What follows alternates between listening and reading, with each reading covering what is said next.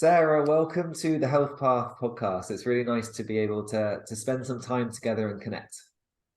Thank you so much for having me. I've been watching some of your work and I really appreciate it. So I'm honored to be here and chat with you today. Likewise. I think I've probably been following you on Instagram and social media for a good couple of years now, and um, more and more I feel like your message and some of the content that you put out, I guess, resonates ultimately deeper and deeper. And it's always interesting to hear people's own journeys that have led them to where they are. So, for those of our listeners that might not yet be familiar with you and your journey, are you happy just to share a little bit about that? Yeah, I mean, it kind of it goes back a bit. My interest in really going away from the allopathic medical model started with my daughter when she had a regression into autism when she was only 13 months old. She lost all of her speech and language and eye contact, and I had really just been hooked into the allopathic medical model. And it was the first time that I had just totally lost trust in that system and started looking for alternative ways to heal her. So she was the catalyst that kind of unplugged me, I think, from the matrix, if you want to say, Yeah. of like, oh, wow, wait a second, everything is not as I'm being told. And and I have to start researching and learning things for myself. So she's 15 now. So that started a long time ago. I went into the path of, for her, she never was interested in, she always wanted to eat lots of meat. So we did like a specific carbohydrate diet. She would just eat like burgers, like grass-fed beef burgers. Those were her favorite, that I would just make those for her when she was little. She didn't want the other foods. And so she has a beautiful jaw. Weston A. Price is correct. Her jaw and her teeth are beautiful. She's never needed dental work from that sort of nutrition that we did. But I was under the impression that the vegan diet was the healthiest diet. And so while I kept her, thankfully, doing that sort of a diet, I experimented with a vegan diet, and I actually became a yoga teacher because I had quit my full-time job in sales and corporate life to be home with her and kind of be her full-time therapist and guide and all of that. And gotten really into yoga. It was a really wonderful way for me to de-stress and just kind of, unplug from all the stress of what she was going through, because it was very intense. And it still is very intense at times. So I got very into yoga, veganism, and then my hair started falling out and having health problems. About 2 years in, I was very sick, looked terrible, and had a lot of health problems. And one of my yoga teachers took me aside and talked me into eating some animal protein and understanding that non-violence and non-harming, as we talk about in yoga, is actually towards yourself as well. Ahimsa is what we call it. And he basically said, you're not going to be able to be of service to your family or friends unless you eat some animal protein. Sorry to break it to you. And I did, and I immediately felt better, and a lot of issues got better for me. But I continued, I think, just to deal with a lot of stress from my daughter, which, as you know, from being familiar with mitochondrial health, stress can degrade it quite a bit. So there was stress, and I was eating still a lot of plants, and finally got to a breaking point in 2019 with my own health and my digestive issues, where even as a yoga teacher, I wasn't able to practice. I was in so much pain, joint pain, bloating all the time, looked pregnant all the time. And a doctor friend of mine said, I could do labs for you if you wanted me to. Totally fine. But I think a lot of the issues that you have could be solved by doing the carnivore diet. And she also, to her credit, told me I needed to start getting my circadian rhythms in check. But I thought at the time that was stupid. I said, let me just do the diet. This looking at the sun thing just sounds dumb and like a waste of time. I don't really want to do it. So that was 2019.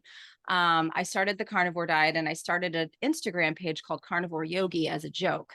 I was thinking I want to follow other people kind of living this lifestyle, doing this diet. And so I'm going to start this Instagram page as a joke. Well, it kind of went viral, and I gained about 10,000 followers really quickly. And it ended up kind of spiraling into kind of a full-time gig for me. Hmm. And fast forward to 2020, and we were home. My husband and I decided, let's have another baby. You know, and I was like, I'm so healthy. I've been doing carnivore. Well, I had actually gained some weight during the pandemic and had stayed strict carnivore. My metabolism had started to downregulate. I was also on my computer, on my phone all the time, continuing to try to build my business, never going outdoors. So I think it was like the perfect storm of me just staying on the carnivore diet a little bit too long and always being on technology, always, you know, the AirPods these are wired now, but I had the AirPods in constantly, Okay. you know, watching the TV all the time. And I was just pulling my mitochondrial health into the toilet. And so we decided to try to get pregnant. Well, I had lost the first one. Then I was devastated, of course. So I felt like I needed to carnivore diet harder and, you know, fast more and try to, and had another one, which was devastating. So you know, any type of pregnancy loss is just devastating. And here I am, like a carnivore, you know, influencer, so to speak. And I'm like really quickly losing faith in this being like the be all end all for my health. Mm. And you know, so we decided, of course, to try IVF because we really wanted to have this second baby. And at the same time that I was doing the IVF, which I did 2 rounds, they didn't work, by the way, I met Dr. Jack Cruz and had the opportunity to bring him onto my podcast. And it's funny, if you look at my podcast videos from, you know, Dr. Cruz, the window is closed, you know, I'm in a kind of dark room. Every podcast after that, the window is open. You know, it's a complete I'm on, you know, wired microphone. Everything changed after that conversation. And talking with Dr. Cruz and kind of diving into the world of quantum health and circadian biology gave me hope for the first time that maybe it wasn't just the diet that I needed to focus on in order to improve my mitochondrial health enough to have a healthy baby. And so that's how I really got hooked in with the Quantum Biology Collective. I was in their first cohort of practitioners, became really great friends with Carrie Bennett. I know you've had her on the show, Dr. Corey Gasvini, and they unhooked me from all the supplements, the obsessive dieting, the fasting, all the stuff I was doing, and hooked me into grounding and understanding structured water inside the body and how to kind of manipulate that. And, you know, just light magnetism in water. And it was the January of 2022, I had said, well, if this quantum stuff doesn't work, I'll go back and do some more IVF, but ended up getting pregnant January 2022 and gave birth to my son at age 43. Just this past October, he's about 4.5 months old now. So that's Amazing. Yeah, that's been my journey. So it was like very diet focused. And then my world kind of got blown apart just focusing on the diet. And now it's amazing. Like this quantum health and circadian biology has just opened up my life in so many ways. And I'm so grateful for the information and knowledge and the connections. Mm. So how long was it between speaking with Dr. Cruz and applying some of the quantum principles and then falling pregnant, roughly? So I talked with him in July of 2022 and or 2021, and we had started the IVF path. Okay. And so I did the IVF in September and October and it didn't work. But I had started implementing the quantum strategies in September and October. Dr. Gasvini had me start cold plunging in November. So I was going up to the neck, really, you know, ice cold water 3 times a week, all of November, all of December, and then got pregnant in January. So yeah, I'm doing red light therapy. And, you know, one thing that I think that I didn't give enough credit was the fact that I would just leave my phone at home and go into the woods for hours on end if I could, sit by the water, listen to the trees, just wear grounding shoes or sit on the ground. Like I would unplug as much as possible and go into the woods. And I did that all of October, November, December, and then January pregnant. So yeah. Wow. And I Yeah. know I'm almost certain I've heard you or watched you on your Instagram profile talk about the potential negative consequences of fasting, even when Hmm. we sometimes feel better when we're doing it. And I think this is Yep. such an interesting way just to sometimes shift our relationship to something like fasting. So are you happy just to kind Mhm. of expand on some of that? Yeah, I have a long, a long relationship with fasting. And I really started a lot of it when I started carnivore because I uh, got to the point where I wasn't hungry a lot of the time. And it was easier to fast because I was more fat adapted, which I think can be useful. It can be a useful Hmm. tool for people for anti-aging. But I'm just the type of person that if it works a little bit, then a lot must be better, you know. What I started to do with the carnivore and fasting was just too much of it. um, One of the things I found out when I was on my fertility journey is that my T3 was low. And of course, TSH, the thyroid hormone, looked fine. So my doctors, they don't care. The allopathic doctors, they're like, no, your thyroid's fine. But I know from all the work that I do that having low T3 is not good. It's not optimal for your fertility, your metabolism, your hormones, any of that stuff. So I think a lot of the fasting and the carnivore combined really brought the T3 down. I also had definitely disrupted cortisol and melatonin patterns, and my leptin was low. And so leptin is a whole other. Dr. Cruz was the one who got me started on, maybe if you're having issues with fertility, you should check your leptin levels, because I never thought to do that. I didn't even know what leptin was, and I had very low leptin from over fasting. And I actually get a lot of women that they fall into and men too, actually, they fall into the trap of intermittent fasting. It feels really good. So I should do it every single day. I should not eat till 1 o'clock, noon. I'm not hungry in the morning anyway, which they don't know that that's kind of a sign that your cortisol is a little too high. And they end up with the low leptin, low T3, which is very correlated. And then the sleep disturbances, waking up a lot at night, just and the weight loss resistance. So I had gained, even though I was carnivore and fasting, I had gained about 20 pounds that I Huh. was really frustrated with, because it was like the more fasting that I did, the more the weight was just kind of stuck on me. Um, and so really backing out of that and starting to do what Dr. Cruz talks about and eat the breakfast.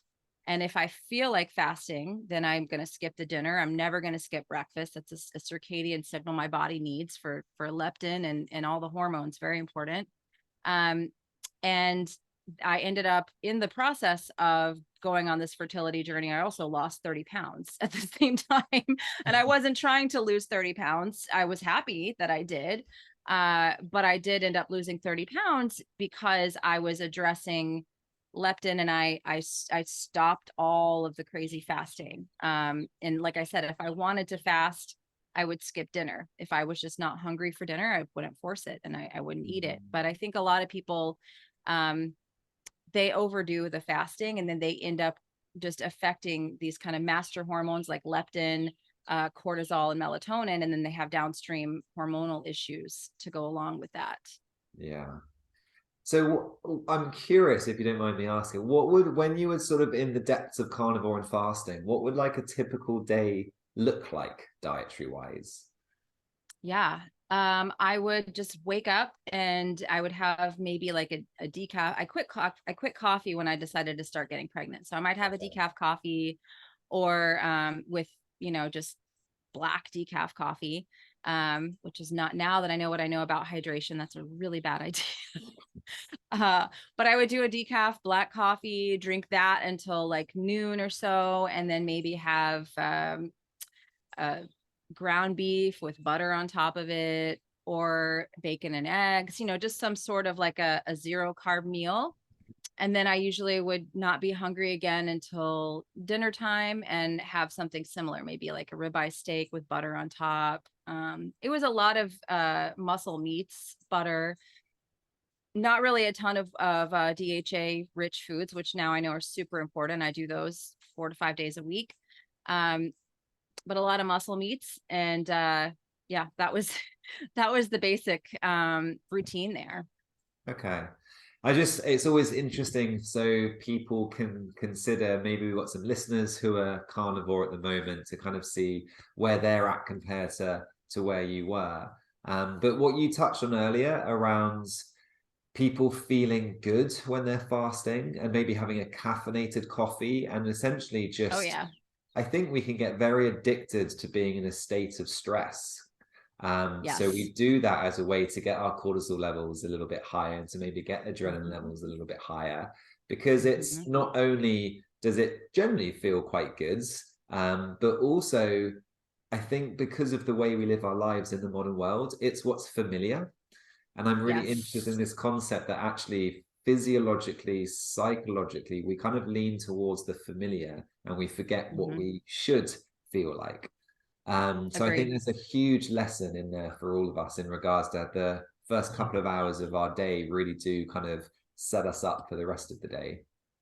They do. And what I have researched now and seen really happen with myself and with clients is that when you have that morning routine, where I always say sunlight before screens, you've got to go out and get the sunlight signal, even if it's like I'm sitting outside today, it's cloudy, it's rainy, it's cold, but I'm still getting what my body needs for, February 15th, that this is an appropriate signal. So my body's not going to get confused. We have to give our bodies the right information. And if we're throwing the coffee in, we're elevating adrenaline, cortisol, all of those things, which are going to, again, have downstream effects on the other hormones. Tremendous. And so the morning routine for me is sacred. I don't even take my phone out of airplane mode until 9 o'clock most mornings if I can help it. Some days I have to do 8 o'clock, but I try to just keep my phone on airplane mode and not look at anything until at least 9, until I've had some time outdoors, until I've had some breakfast. It's definitely been tricky with a young baby for sure, but I've been able to make it work as well as I can. And I think that breakfast, the protein and fat, it stabilizes your blood sugar for the day. And I've actually read some studies that say it stabilizes your blood sugar and sets you up for the next 36 hours, believe it or not. Oh, interesting. Yeah, I just found a study that said that and was like, well, that's interesting to know. So everyone that's kind of skipping past that, they're going to be kind of on this, stress hormone roller coaster and blood sugar, possibly a blood sugar roller coaster as well, that could lead to weight loss resistance. Yeah. And I've definitely been there where, I'd wake up and have a strong coffee and then just kind of crack on with the day for a good Feels few good. hours, maybe through Yeah. lunch. And, I think for a lot of us, it's just a convenient way, isn't it, to kind of get on with the day. Everyone's got so many things to do, unfortunately, that it's just an easy habit to fall into. So I've been on a similar journey in the sense that for the last 6 months, I guess, I've really focused on actually making breakfast really the biggest meal of the day. And Yes. as you've been saying there, the impact that has on how you're responding to your lunch and to your dinner, it really is quite profound. So I think that can be a really big takeaway, hopefully, for some people today. Yeah, I think a lot of people are scared. I work with a lot of women and they're scared that if they eat breakfast, they're going to be more hungry the rest of the day. And that can happen for the first week or so. But I tell them, just hang on. You're going to have an appetite and an energy correction as long as you're doing the circadian practices along with this. So it's not just adding the breakfast can be super helpful, but I think if you add the breakfast and get the natural light signal along with that, for your hormones, that's really one of the most underrated and powerful things that you can do for hormone balancing, instead of, seed cycling or taking, all these different supplements to improve your hormonal function. Maybe those will have a place after you implement these things. Let's implement these things for 60 days or so. And then if you still need the supplements and those other, things, then we can talk about it. But a lot of times I find that people don't need those other interventions when they do this very simple thing, this very simple routine. Mm. Do you find that you get any pushback with the concept of light and the significance that it plays? Because I think it's when you first sort of hear about it, you're just like, really? Like, is Yeah. it is it that powerful? Yeah. Yeah. I mean, you heard me say that my friend who's a doctor, she told me do carnivore, but also I need you outside every morning. And I said, that's stupid. Like, why would I do, I don't have time for that. That's dumb. Like, why would I do that? I thought the same thing. I thought, how could that possibly be? And so I think when people give me that, I try to educate them about the suprachiasmatic nucleus, the hormones that are synthesized in UVA light. You know, I really try to back this up, and I try to do this on my Instagram page also. I back it up with studies. You know, you want to go look at stuff? Sure, let me give you some homework to do. Go for it. But what I try to do with people is educate them. And I think that when people have that education about how the body actually works, they're a lot more open to the information. And then when they actually do it, they're almost kind of like blown away and shocked at how powerful it really is. But I think to get them to that place, because that's where I was, I had to actually meet Dr. Cruz and hear him speak. And I was like, wait a minute, this is legitimate science. It's not just some weird, you know, hippie woo-woo thing. Like, this is legitimate science. That's what I had to do. So that's kind of the way I approach my social media, try to put out as much free content as I can to educate people. And then in my courses as well, really making sure people have a good understanding of how the body works in those regards. Brilliant. Yeah, I do find it fascinating how much we need to intellectually understand all of these things, but before we'll actually go and do it. Right. It's like we need Right. that rational explanation. Even though if you were to just do it and listen to your body and how it feels to be outside at sunrise and to have that Yeah, much exposure to sunlight, like, you can't deny it because the feeling of it is just wonderful. it is. It really is. And that, what I tell people, I have a program called the 21-day Leptin Reset. What I tell people is like, yes, it's a 21 days of lessons, 21 days of me teaching you a new lesson every day.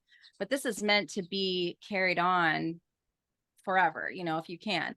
And it's not hard. I'm not asking you to go to CrossFit at 5 o'clock in the morning and fast every day till 1 p.m. I'm saying, let's eat a breakfast. Let's go outside.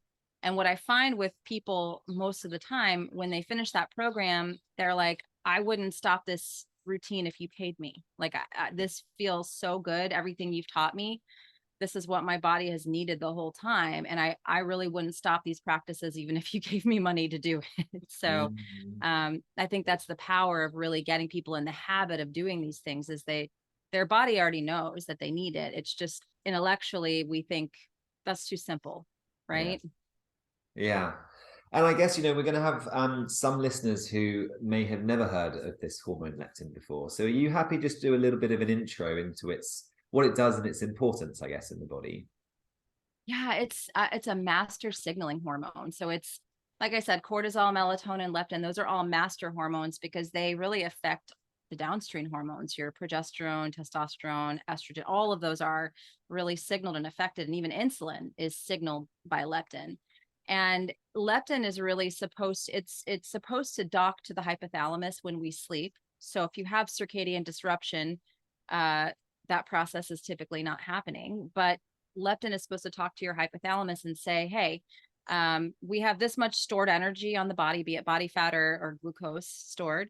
So tomorrow, please have this amount of energy, right? So maybe you increase your non-exercise activity thermogenesis, like I'm sitting here, like moving my hands, or, your body will kind of upregulate your energy production, as well as your appetite should be regulated by this download that happens.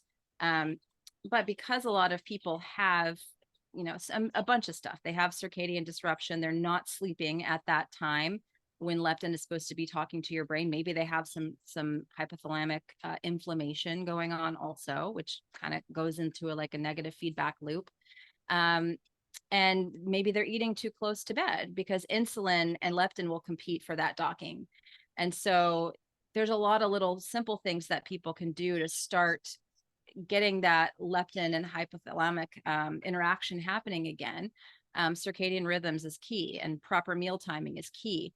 But essentially, if you're not, and leptin really, like I said, it is a signaling hormone for thyroid, for sex hormones, for insulin, for all of these things. So a lot of people like me, they might be overweight, but they're not insulin resistant, right? They're testing their blood glucose or they're getting a fasting insulin done. And the doctor's like, well, you're not insulin resistant, but you're still overweight, but they're leptin resistant. So it's a precursor to insulin resistance. It's almost like pre-diabetes, to be leptin resistant. And I mean, you can have leptin that's too low and it can be too high also.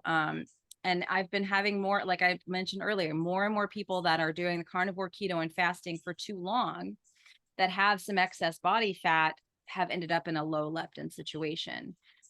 So yeah, their appetite, their energy output, everything is all skewed. And so yeah, that's the basics right there. Okay. And with your experience of seeing more carnivores with low leptin, is that because often when we're doing that diet, there is a fair amount of fasting that is being done as well? Is it because it's quite easy to undereat when you're on something like the carnivore? Is it a bit of both? What do you think is going on there? The more that more people I talk to, I think that it's a combination of people not necessarily eating enough, doing too much fasting, but I think also your metabolism only being stuck in this one place and never ever going to burn any glucose for fuel. Like, yes, we have gluconeogenesis that happens when you're in that state of ketosis, but even if you're eating enough calories or energy for your body in a carnivore or ketogenic diet, I think the metabolism and the thyroid down regulates because you're just always kind of in this fasted kind of a state. Like these diets are fasting mimetics. And I think that we need to step out of ketosis on a regular basis so that we kind of get that metabolic flexibility happening. I think because I've seen people that I'm like, let's look at how much you're eating for your body weight. Is it enough? And yeah, and they're gaining weight. But their thyroid, their T3 is low. And I'm like, all right, well, you're not going to want to hear this, but I think we need to start implementing a little bit of carbohydrate cycling with whole food carbs. I'm not telling them to go eat cookies and cake and go to the bakery and have a good time. Let's have some squash. Let's have some local seasonal carbohydrates that are in your area and your latitude, or if you're in a place, they're not growing, maybe some cellar stable sort of things like squashes and potatoes, things like that. And let's be strategic about it. Let's have that at the end of the meal. Maybe do a little apple cider vinegar before your meal. Maybe go for a 20-minute walk after your meal to minimize the impact.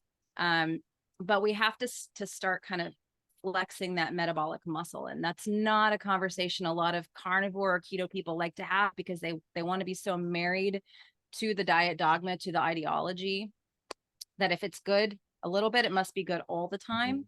But I think it's a conversation that needs to be had more and more so because I'm having people with this low leptin situation and downregulated thyroid, and they are eating enough. But they've just been in a metabolic state for too long. Just like we shouldn't stay in a state of just eating glucose, sugar all the time, burning that for fuel. I think we need to be able to do both. Right. And I think I always like to just then take that step back and think sort of ancestrally evolutionary. That just makes so much sense that in the winter, probably where you and I are, generally there is a lot less food available and you will be more likely going into a keto sort of state. And I often cite a study where they looked at the Hasda tribe over the course of a year, and they were looking at the microbiome, but what they found was that there were bacteria that weren't even detectable in the test at one point in the year, which were there in abundance in the wet season when there was more plant matter around ultimately. Yes. So I think we've got this metabolism that is ultimately seasonal that we can just kind of tap into. Yeah, I just finished and released it yesterday, a course called Quantum Nutrition that's really explaining these concepts to people of, how to eat locally, seasonally, how the UV index actually influences our gut microbiome. There's studies that show the microbiome changes in response to UV and to red light. And so your body is able to really, if you're exposing your belly, your eyes and skin to those light frequencies in the middle of the summer and those higher, simple sugar fruits when those are growing, your microbiome will adjust to that and you'll be able to digest and break down those simple sugar fruits a lot easier. And in the wintertime, right, we're not seeing that strong UVB light. And the microbiome, again, like you mentioned, it shifts and changes. And so when you're eating a banana in the middle of the winter, your microbiome literally doesn't have the correct bacteria to break that down. So we're creating a circadian mismatch on the level of microbiome. And I don't think people have ever really thought of that concept of how light actually changes the microbiome, right? Yeah, it is really fascinating. And, Yeah. taking it to a more of, I guess, a modern day biohack with photobiomodulation and that research also clearly showing us that light has a profound impact on what's going on within the microbiome. It's a really, for me, I think that was a big piece of the puzzle that helped me better appreciate the role that nutrition plays within the microbiome and all the other things that have a role to also play within the microbiome. Yeah, I agree. It's, that the whole quantum health, circadian biology world really opened my eyes and gave me some freedom around food. That I didn't have to be carnivore, I didn't have to be keto, that I could use these things more strategically when needed, and that's kind of what my course goes through is like, here, if you have these specific medical conditions, then you might want to do a little strategic carnivore. You might want to do some strategic keto. Here's how you do those things. Here's how you measure blood levels and with a little glucose meter, ketone meter. Here's how you really are strategic with that. And here's how to come out of that strategically, again, with the local seasonal carbs in mind, how to source those, how to eat them to minimize the glucose impact.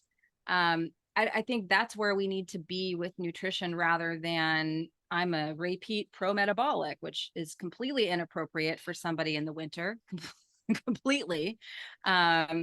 Year round, arguably, in my opinion. But, I think it gives us so much freedom and it opens us up when we can really just understand these really simple concepts that this is how we got this, the human race got here. We lived outdoors under the sun. We ate what was outside growing locally to us. We didn't have trains and airplanes and all these things to ship our food. So how did we survive? We had cellars that we would stick some of the things in during the winter time and maybe pull those out when we needed those carbohydrates. But we've gotten so far away from that. And I think the further away we get from these principles, the sicker that we become as a society. Yeah. And I think that's one of the challenges, I think, isn't it? The fact that we're so at a population level, I guess, we're so disconnected from our ancestors, from our evolutionary past, how we have lived most of our evolution, that it's hard to remember and get back there unless you're being exposed, obviously, to some of this content, applying it and seeing sort of the shift start to occur. But I think what you said earlier around how all of this, if I call it quantum health information, has allowed more flexibility for you, and it's kind of shifted some of those beliefs. That's huge, I think, and such a big part of it, because certainly with people I speak with, there is a degree of rigidity in their relationship with food and what they need to be doing to get well again.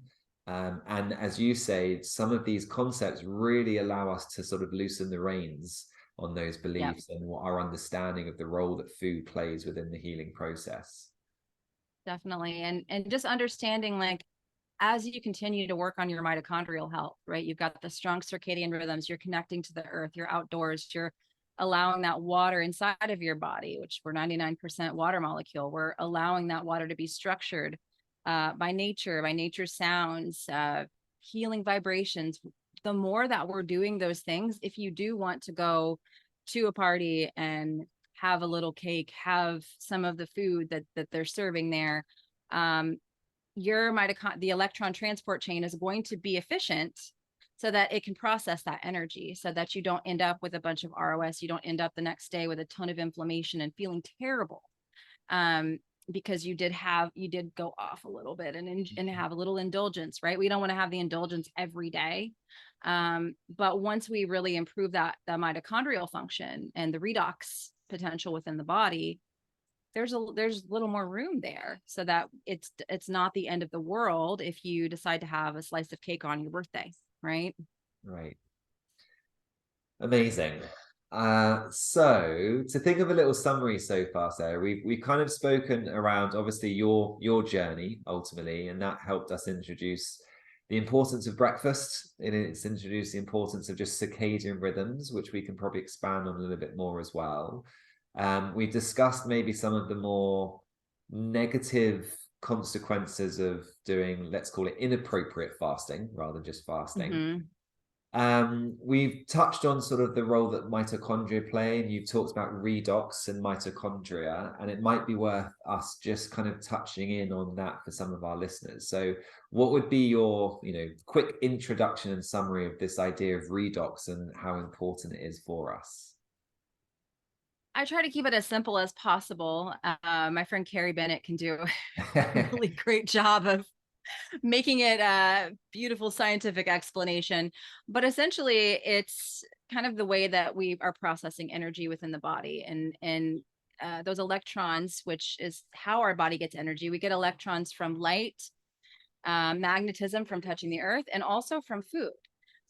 So we have to process that energy within the body. And if our electron transport chain, right, which is within the mitochondria, is dysfunctional, if the spaces between those proteins where the electrons have to jump is too far, and this is again due to poor mitochondrial health because we're around a lot of non-native EMF, we're not eating the best diet, we're eating out of season, our circadian rhythms are bad, then what's going to happen is that those electrons are not going to be able to tunnel properly, and we're going to create inflammation in the body. Very, very simple. And so when you improve your mitochondrial health, the space between those respiratory proteins gets a little bit closer. And cold therapy can do that amazingly well. So that that energy is really able to be processed properly by the body without creating a ton of inflammation. So that's why, when you do have that meal that's a little off, your mitochondria is so healthy that it can process that energy, that electrons, they can tunnel really well without creating a ton of inflammation and those electrons kind of getting lost and not being able to jump through the electron transport chain. So just that's a really basic, simple explanation. That's kind of how I explain it to people. That's why we got to work so hard on our mitochondrial function, and zoom out, look at the bigger picture, because that it's how our body is basically processing the energy inputs that we're giving it. Brilliant. Thank you for that. Is there anything else, Sarah, that you would like to kind of touch on that we haven't yet, or expand on something that we've started to touch on? I mean, huh? I was just saying, throwing the ball into your courts, if there's anything that you feel we haven't yet touched on. I feel like we've been pretty thorough. I think, yeah. I mean, just I like to keep things as simple as possible for people, just so they can walk away with, what can I do? What can I do right now to start to improve my health and improve my sleep? And I think the simplest thing people can do really is, again, that morning light is so powerful. Just going outside, like I said, today it's cloudy, it's rainy, it's chilly. I'm pretty cold adapted, so I don't need a coat and I'm fine. But those things and eating that protein and fat with your breakfast and stabilizing your blood sugar, I think that those things are really underrated, and they kind of sound too simple to be true, but can really create a world of difference. And then of course, blocking the blue light at night. Is huge, because I know that's a major issue for people. And it can be a struggle. I've got a family, and we have a blocking screen on the TV, blue blockers. I have special light bulbs in the house. My husband still hates them even after a couple of years now, but that you just kind of have to adapt things, especially in the winter, so that you're able to get the deep healing and deep repair at night and have that leptin signaling happen. Yeah. And I think that's a great point you make around it. It's certainly becoming easier with companies coming out with some of these bulbs that we can have around our homes to reduce our exposure to this blue light, which is just so problematic. So I think I think that's such a big one, and our light environment, as you've been describing during today's episode, is for a lot of people a big missing piece of the puzzle. Ultimately, you know, we're much more well educated around nutrition these days. Most of us are very much aware of the importance of physical activity, of stress management. Sleep had its day in the spotlight, and it almost feels like light is now the next one that's kind of really getting to the masses, shall we say. I think people are hungry for the information because they've tried all the other things and they're still like, what am I missing? It's not working. It's not helping. And just the power of it is just so amazing. And, you know, a lot of people get so hung up on the nutrition and I have to start this diet, and they try to do a diet and they fail, and they try and they fail. And for those people, especially the morning light is so powerful for your neurotransmitters.